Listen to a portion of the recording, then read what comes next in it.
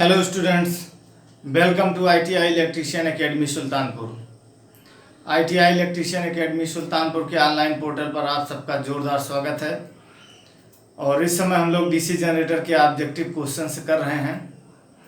पिछली 2 क्लासेस जो निकली हैं वो ऑब्जेक्टिव क्वेश्चंस की हैं, तो थ्योरेटिकल सेक्शन हम लोग पूरा पढ़ चुके हैं। अब जो भी क्लासेज होंगी DC जनरेटर की वो ऑब्जेक्टिव क्वेश्चंस की ही होंगी और ढेर सारे क्वेश्चन आपके ढूंढ के निकाल के कराए जाएंगे, ताकि फिर DC जनरेटर से रिलेटेड कोई भी प्रकार का क्वेश्चंस बच ना जाए। तो अगर आप लोगों के मन में भी या आप लोगों के पास कोई क्वेश्चन हो तो क्वेश्चंस भी आप हमसे शेयर कर दीजिए, उसको भी हम अपने वीडियो में शामिल कर लेंगे अगर वह क्वेश्चन अभी तक की क्लासेस में हमने नहीं लिया है तो चलिए आज की क्लास में फिर से शुरू करते हैं। और ध्यान दीजिए कि अभी तक जो क्लासेज हुई है ना, 2 क्लासेज ऑब्जेक्टिव क्वेश्चंस की हुई हैं, तो उसमें क्वेश्चंस बड़े इजी थे। धीरे धीरे अब जो है आपको डिफ़िकल्ट क्वेश्चन की तरफ ले चलूँगा। तो चलिए शुरू करते हैं आज की क्लास को।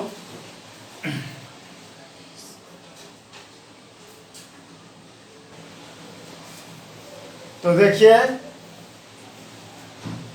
मल्टीपल चॉइस क्वेश्चंस करते हैं हम लोग आज। क्वेश्चन है, आर्मेचर DC मशीनों का आमतौर पर डैश डैश डैश सपोर्टेड होता है। इसके ऑप्शंस में दे रहा हूं आपको। तो डियर स्टूडेंट्स, देखिए चारों ऑप्शन भी इसके आपके सामने आ गए हैं। इसको सॉल्व करिए, वीडियो को पॉज कर लीजिए और स्वयं से सॉल्व करने की कोशिश करिए। अब धीरे धीरे क्वेश्चन आपको डिफिकल्ट भी मिलेंगे, कुछ इजी भी रहेंगे, कुछ डिफिकल्ट भी मिलेंगे। क्वेश्चन को पढ़िए ध्यान से। आर्मेचर DC मशीनों का आमतौर पर डैश डैश डैश सपोर्टेड होता है। सपोर्टेड, अब इसमें क्या किया, हिंदी तो लिया ही है, साथ ही साथ ये वाला वर्ड इंग्लिश का ले लिया। सपोर्ट मतलब कोई चीज को, जैसे हम लोग इंग्लिश में बोलते हैं कि ये चीज इसको सपोर्ट करती है, मतलब सहयोग करती है। तो सपोर्टेड यानी कि अब यहाँ पर एक चीज और है, आर्मेचर DC मशीनों का। अब यहाँ ऐसा लिखता अगर तो आपको ज्यादा अच्छे से क्लियर हो जाता।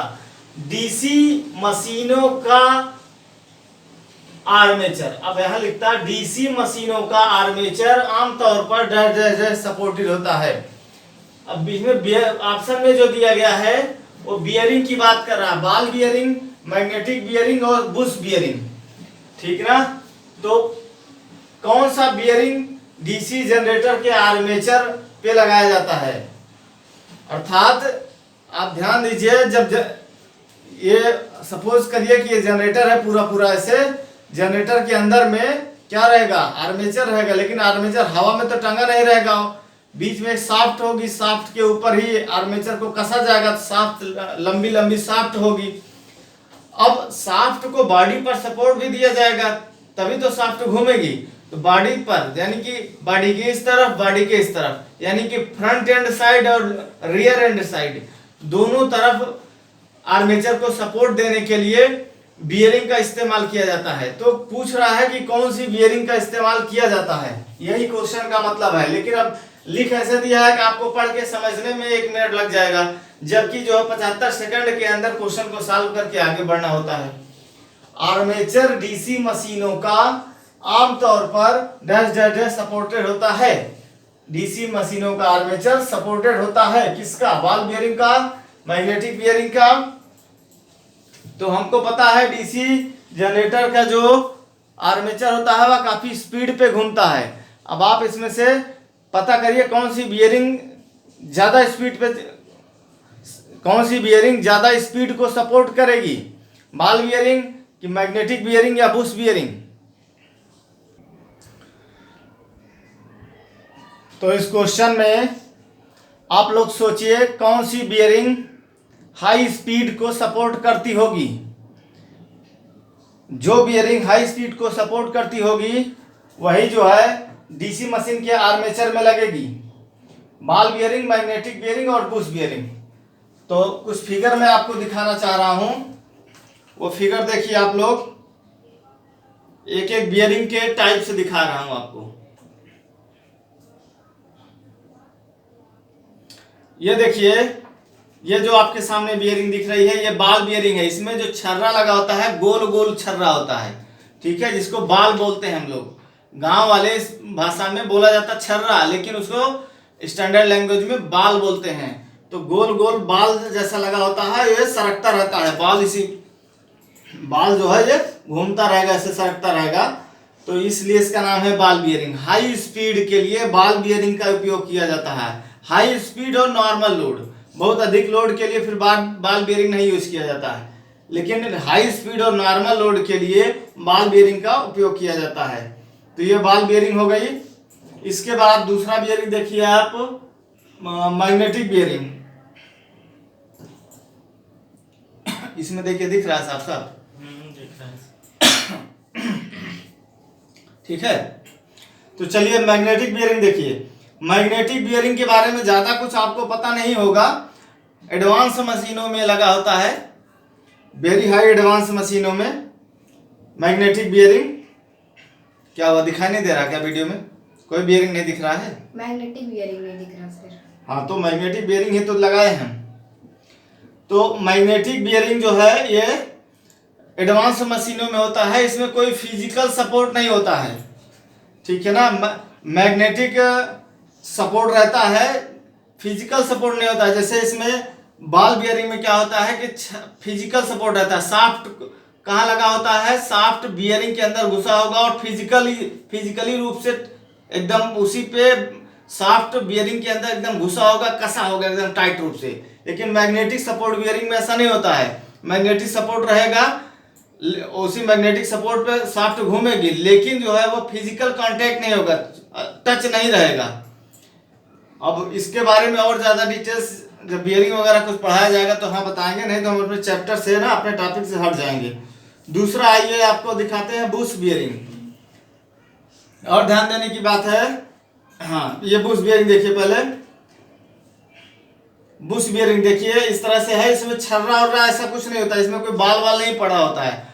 ये कम स्पीड की मशीनों के लिए बुश बियरिंग का यूज किया जाता है, और इसको बदलना भी बड़ा इजी होता है, और मेंटेनेंस, और ये इसका कास्ट भी ना बहुत कम होता है, ज़्यादा महंगी नहीं आती। बुश बियरिंग को बहुत इजीली आप मॉडिफाई या मैन्युफैक्चर भी कर सकते हैं।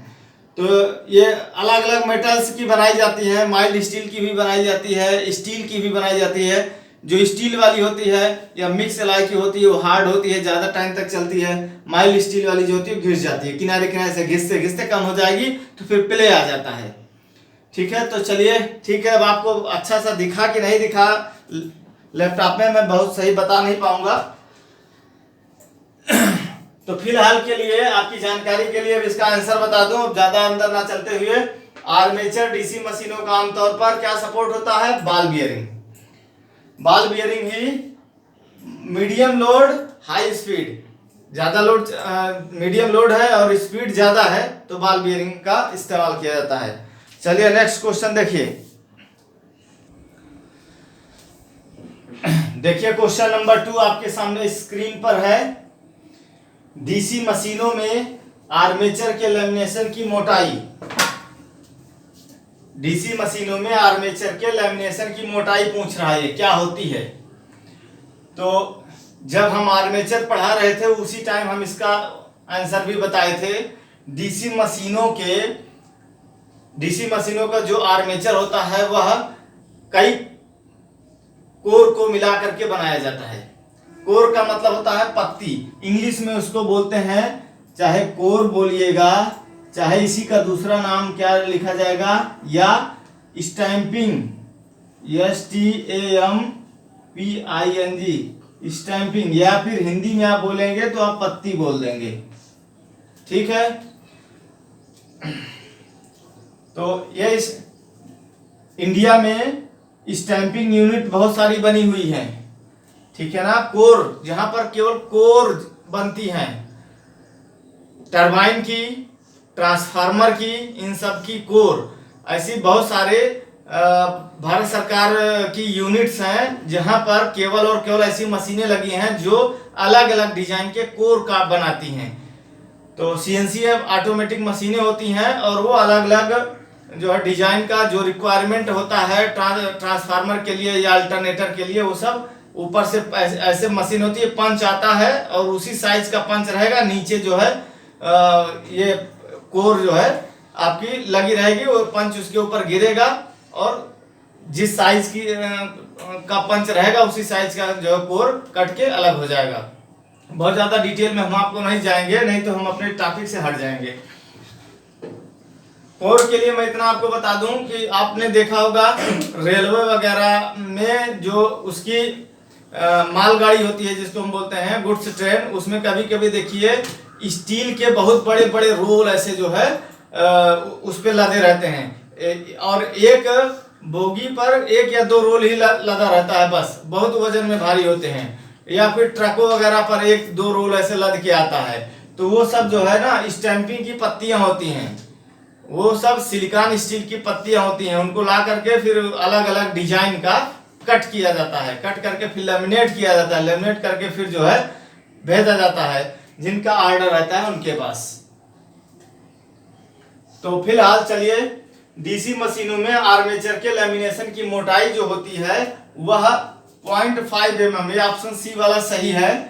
आपको बता दूं 0.5 अगर ना ऑप्शन है तो एक बात जानते रहिएगा, 0.1 mm से लेकर के 0.1 mm टू 0.5 mm, 0.1 mm से लेकर के 0.5 mm तक लेमिनेशन की थिकनेस होती है। ये कुछ भी हो सकती है इनके बीच में, जो ऑप्शन रहेगा इनके बीच में आप कर लीजिएगा 0.1, 0.2, 0.3, 0.4, 0.5, ये सब ऑप्शन में से कोई भी एक ऑप्शन जो रहेगा उस पर आप टिक कर लीजिएगा। चलिए next question number 3। Question number 3 देखिए आपके सामने स्क्रीन पर आ चुका है।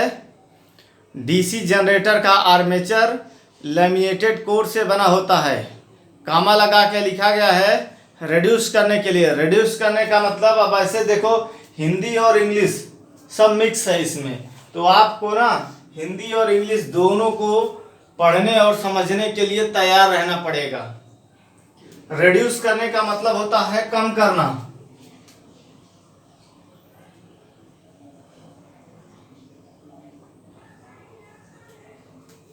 ठीक है। डीसी जनरेटर का आर्मेचर लेमिनेटेड कोर से बना होता है, तो डीसी जनरेटर का आर्मेचर लेमिनेटेड कोर से बना होता है। हम लोगों को पता है सिलिकॉन स्टील का बना होता है, लेमिनेटेड होता है, ठीक है। और पूछ रहा है क्या रिड्यूस करने के लिए, यानी कि क्या चीज कम करने के लिए लेमिनेटेड कोर का बनाया जाता है। तो eddy current loss, copper loss, mechanical loss, इनमें से कोई नहीं। तो आपको पता होगा जो कापर लॉस होता है उसका कोर के लेमिनेशन से कोई लेना देना नहीं होता है। कापर लॉस वहां पर होता है जहां जहां पर कापर वाइंडिंग होता है। कापर वाइंडिंग कहाँ होगा, आर्मेचर में होगा, फील्ड में होगा। आर्मेचर की वाइंडिंग में होगा और फील्ड पोल की वाइंडिंग में होगा। अच्छा, जो ये मैकेनिकल लॉस है तो आपको पता ही है, मैकेनिकल लॉस आर्मेचर के हवा में घर्षण करने से, बियरिंग के घर्षण से जो लॉस होता है वो मैकेनिकल लॉस में आता है। ये बचा एक ऑप्शन नंबर ए जो है एडी करंट लॉस। तो लेमिनेटेड को आर्मेचर कोर को लेमिनेट जो है एडी करंट लॉस से बचाने के लिए किया जाता है। ज्यादा विस्तृत जानकारी के लिए थ्योरेटिकल सेक्शन को आप विजिट करिए, बहुत अच्छे से समझ में आ जाएगा आपको। चलिए कुछ तो इसका आंसर ये आप टिक करिए और आगे बढ़िए। Question number 4।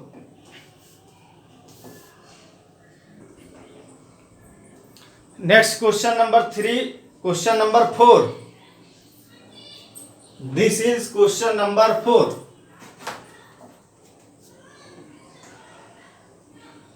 डीसी जनरेटर की फील्ड कॉयल सामान्यतः बनी होती है। फील्ड कॉयल, तो डीसी जनरेटर की फील्ड कॉयल, पहला ऑप्शन पढ़िए माइका। माइका आपको पता है क्या होता है, माइका एक अचालक होता है। तो अचालक की तो फील्ड कॉयल बनेगी नहीं।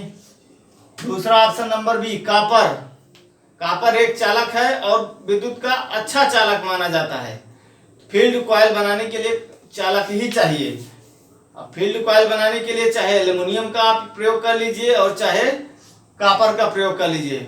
देखिए जो भी आप लोग पंखे वगैरह खरीदने जाते हैं मार्केट में, जनरली आप लोग डीसी फैन वैन तो खरीदते नहीं है, जनरली खरीदते हैं सीलिंग फैन या टेबल फैन या फिर पेडेस्टल फैन एसी वाले।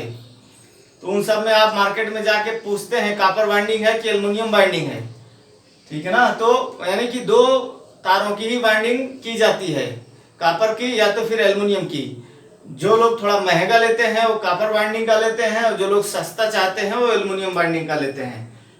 एल्युमिनियम बाइंडिंग थोड़ा सा कम टिकाऊ माना जाता है, थोड़े यानी कि थोड़े अधिक करंट पे वो जल जाता है, लेकिन कॉपर क्या है कि जल जाता है थोड़ा सा अधिक करंट भी, तो वो जलता नहीं है, इसलिए कॉपर बाइंडिंग थोड़ा ज्यादा टिकाऊ माना जाता है, यानी कि रिलायबल कह सकते हैं हम इंग्लिश में उसको, रिलायबल ज्यादा होता है।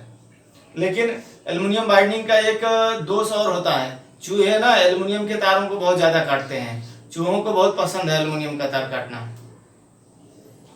चलिए तो क्वेश्चन पे आइए, ये कॉपर हो गया। तीसरा ऑप्शन सी कार्बन। तो कार्बन क्या है, सेमीकंडक्टर होता है अर्थात अर्धचालक होता है, तो इसके भी कॉइल नहीं बनाया जाएगा। कास्ट आयरन, कास्ट आयरन, तो कास्ट आयरन लोहा है, लोहा हो गया, लोहे के तार का रेजिस्टेंस काफी हाई होता है, तो लोहे के तार के का जो है हमें फील्ड कॉइल नहीं बनाना है। तो फील्ड कॉइल के लिए फिर कॉपर वायर, इन चारों ऑप्शन में कॉपर सबसे बेस्ट ऑप्शन है। और हाँ, ये इसमें सब चीजें आपको पता है, ये थोड़ा नहीं पता होगा माइका, जिन स्टूडेंट्स को नहीं पता है कि माइका क्या होता है, तो उनकी जानकारी के लिए बता दूं, जो आपके पास प्रेस होता है, ऑटोमेटिक वाला नहीं, नॉर्मल प्रेस, जो नॉर्मल प्रेस होता है आपके पास, जिसमें एलिमेंट लगता है नीचे, एलिमेंट तो सब में लगता है ऑटोमेटिक में भी, लेकिन ऑटोमेटिक में जो है वो थर्मोस्टेट टाइप का इमर्सन टाइप का एलिमेंट लगता है। लेकिन जो देसी वाला होता है यानी कि विदाउट ऑटोमेटिक, उसमें जो एलिमेंट होता है वो ऐसे त्रिभुजाकार होता है, आप देखे होंगे इस तरह से ऐसे रहता है एलिमेंट, और इसके ऊपर जो है सफेद सफेद चमकदार जो है कोई मटेरियल लगा रहता है, चमकता रहता है, लेकिन थोड़ा सा मोड़ दीजिए तो मुड़ के जाता है, नहीं टूट जाता है, ऊपर भी लगा रहता है नीचे भी लगा रहता है। अंदर इसके ऊपर यानी कि सबसे पहले कॉइल लपेटी रहती है, कॉइल के ऊपर फिर सफेद सफेद चमकदार पन्नी जैसा चमकता हुआ कुछ मटेरियल लगा होता है ऊपर और नीचे, वही होता है माइका। एक बहुत ही अच्छा इंसुलेटर होता है माइका। चलिए next question number 5।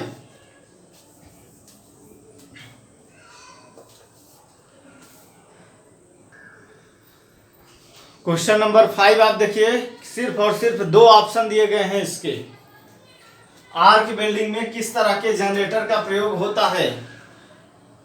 Cumulative compound generator और डिफरेंशियल कंपाउंड जनरेटर। तो चैप्टर को पढ़ाते समय ही हमने बताया था कि आर्क वेल्डिंग के लिए डिफरेंशियल कंपाउंड जनरेटर का प्रयोग होता है। आपको बताया गया था कंपाउंड जनरेटर दो प्रकार का होता है। कंपाउंड जनरेटर दो प्रकार का होता है, एक होता है कौन सा, क्यूमुलेटिव टाइप, क्यूमुलेटिव, और दूसरा कौन सा होता है, डिफरेंशियल।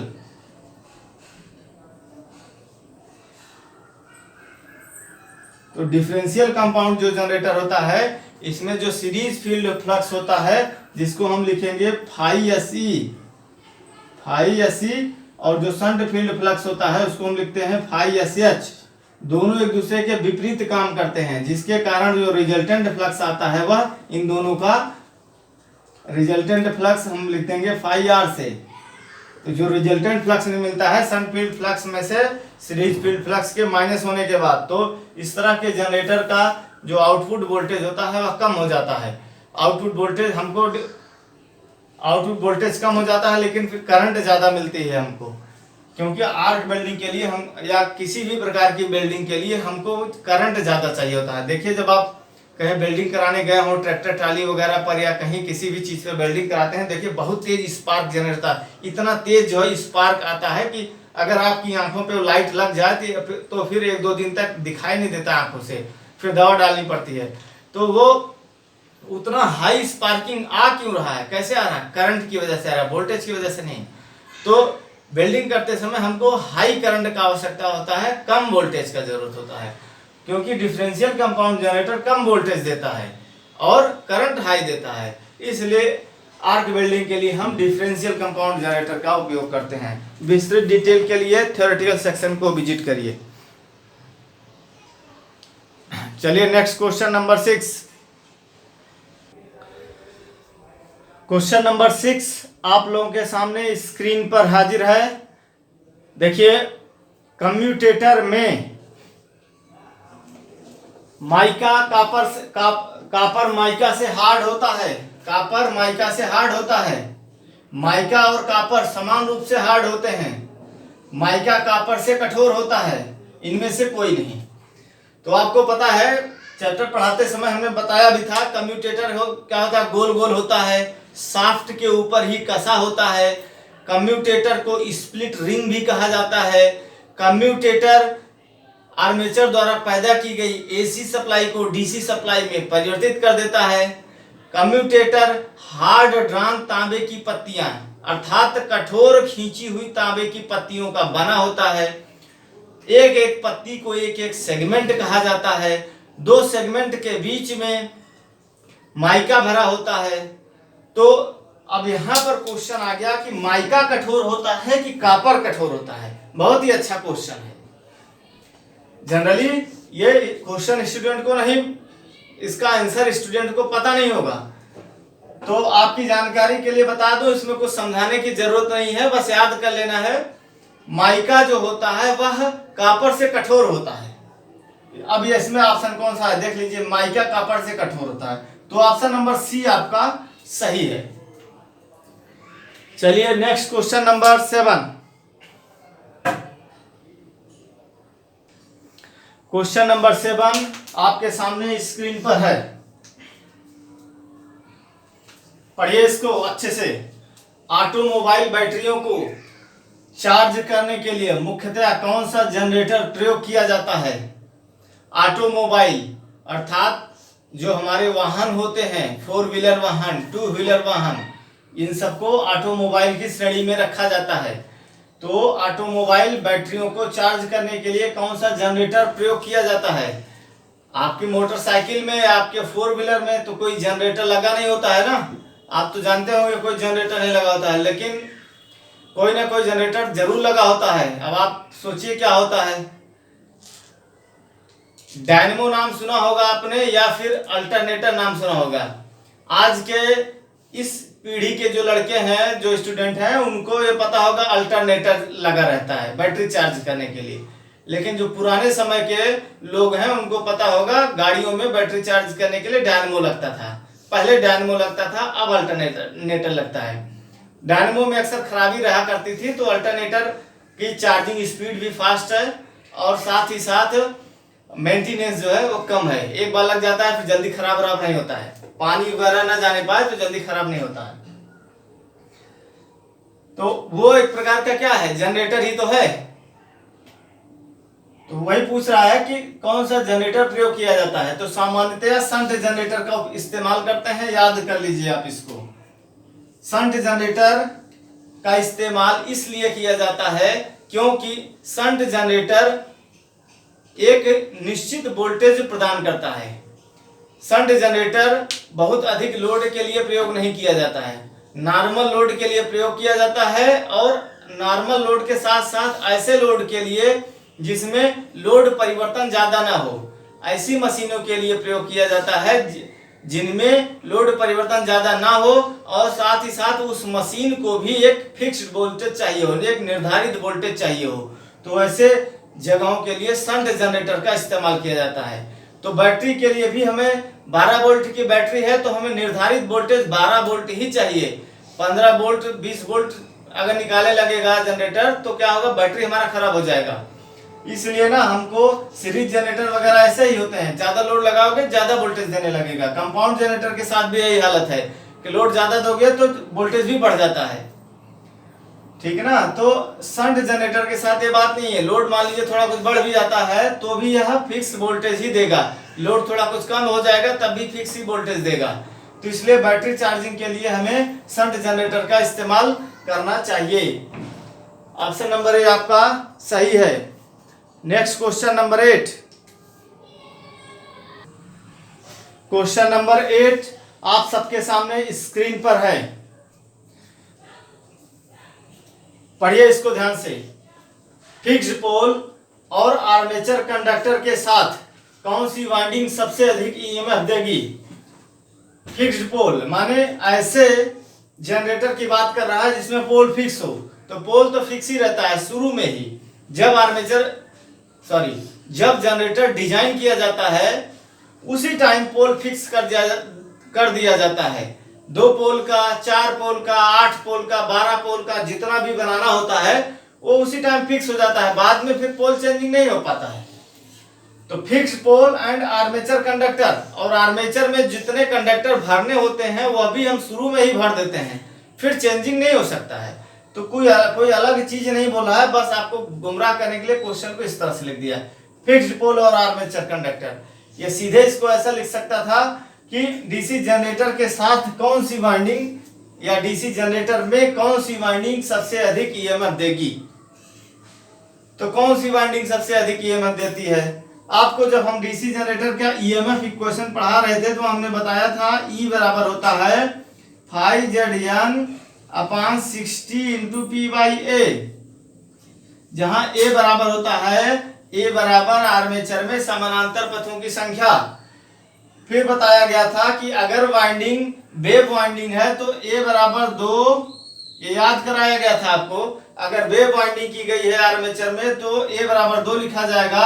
अगर आर्मेचर में वाइंडिंग लैप की गई है तो A बराबर P लिया जाएगा, यानी कि जितने पोल होंगे उतने समानांतर पथ होंगे। तो साथ ही साथ यह भी बताया गया था कि लैप वाइंडिंग वेव वाइंडिंग में क्या डिफरेंस है, और यह भी डिफरेंस बताते टाइम ही हमने यह भी बताया था कि अधिक करंट और कम वोल्टेज लेने के लिए लैप वाइंडिंग किया जाता है, क्योंकि लैप वाइंडिंग में करंट निकलने के रास्ते ज्यादा होते हैं, क्योंकि लैप वाइंडिंग में A बराबर P होता है, जितने पोल होते हैं उतने ही समानांतर पथ होते हैं। करंट निकलने के रास्ते जब ज्यादा होते हैं तो अर्थात उस तरह की वाइंडिंग से हमें ज्यादा करंट प्राप्त होती है। तो अधिक करंट और कम वोल्टेज प्राप्त करने के लिए लैप वाइंडिंग और अधिक वोल्टेज और कम करंट प्राप्त करने के लिए वेव वाइंडिंग किया जाता है, क्योंकि वेव वाइंडिंग में करंट निकलने के सिर्फ 2 रास्ते होते हैं। A बराबर 2 होता है, फिक्स होता है, तो 2 ही रास्ते होंगे, यानी कि कम करंट निकलेगी।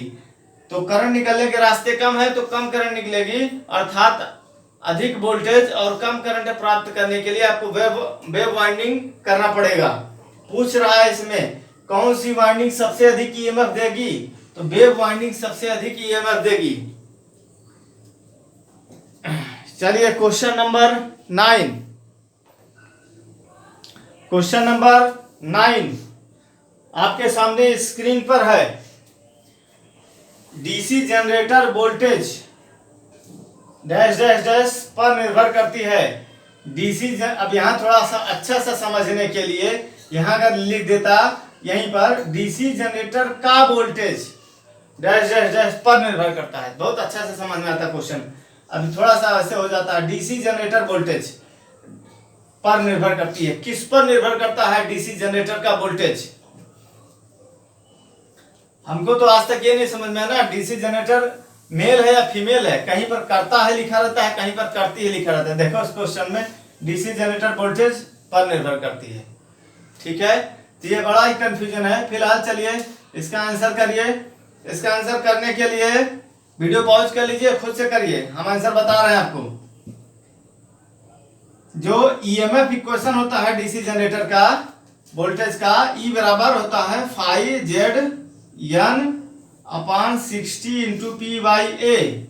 तो इसमें जो है फाई जो फ्लक्स होता है, ठीक है, तो इस फ्लक्स क्या होता है, फ्लक्स कम ज्यादा भी हो सकता है। कैसे? लोड कम ज्यादा होगा, मान लीजिए कंपाउंड जनरेटर है तो लोड कम ज्यादा होगा, फ्लक्स कम ज्यादा होगा, तो फ्लक्स कम ज्यादा होगा तो वोल्टेज परिवर्तित हो जाएगा, ठीक है। तो ई डिपेंड करेगा किस पर? ई इस प्रोपोर्शनल टू मान ले तो फाई पर निर्भर करेगा। जेड है आर्मेचर में चालकों की संख्या, ये एक फिक्स वैल्यू है, लोड परिवर्तन वगैरह से इस बात का कोई लेना देना नहीं, तो जेड को हटा दीजिए, जेड पर निर्भर नहीं करेगा ईएमएफ। एन n है स्पीड, अगर स्पीड बढ़ाएंगे तो आर्मेचर द्वारा प्रति सेकंड या प्रति मिनट कटने वाले फ्लक्स का मान भी बढ़ जाएगा, जिसके कारण ईएमएफ बढ़ जाएगा। तो n के ऊपर निर्भर करेगा विद्युत वाहक बल। P है पोल, पोल भी जनरेटर में फिक्स होता है, तो इसको हटा दीजिए। 60 एक नंबर है, फिक्स है। A आर्मेचर में समानांतर पथों की संख्या है, तो यह भी फिक्स ही रहेगा, क्योंकि लय पॉइंट रहेगा या वे पॉइंट रहेगा, शुरू में ही आपको कर लेना है जो भी करना है। तो बस E जो होता है ना, उत्पन्न विद्युत वाहक बल इन दोनों चीजों के ऊपर निर्भर करेगा, फ्लक्स फाई के ऊपर और n के ऊपर, स्पीड n के ऊपर। तो यहाँ फ्लक्स तो कुछ है नहीं, स्पीड दिया गया है गति, तो डीसी जनरेटर का वोल्टेज गति के ऊपर निर्भर करेगा। गति जितना ज्यादा बढ़ाएंगे आप प्रति सेकंड, उतना ही ज्यादा फ्लक्स कटेगा और उतना ही ज्यादा वोल्टेज इंड्यूस होगा। एक यहाँ नया चीज आया, रचना का मतलब कंस्ट्रक्शन, बनावट, कम्यूटेशन। कम्यूटेशन एक दोष है, आप जानते ही हैं, कम्यूटेशन के कारण स्पार्किंग पैदा होता है। कम्यूटेशन को दूर करने के लिए इंटरपोल आदि लगाए जाते हैं। एक नया वर्ड है बारंबारता, इसके बारे में पता है? बारंबारता क्या होता है? बारंबारता को फ्रीक्वेंसी बोला जाता है। फ्रीक्वेंसी या इसी का हिंदी दूसरा क्या हो जाएगा? आवृत्ति। कक्षा 8 में 10 में पढ़े होंगे गणित में बारंबारता, वहां पर बारंबारता गणित में पढ़ाया गया। चलिए तो आज का सेशन बस यहीं समाप्त करते हैं। अगर वीडियो अच्छा लगा हो तो लाइक और सब्सक्राइब जरूर करें। अगर हमने अच्छा पढ़ाया है तब आप लाइक सब्सक्राइब करिएगा, अगर लगता है कि अच्छा नहीं पढ़ाया है तो मत करिएगा। बेस्ट ऑफ लक वीडियो देखने के लिए।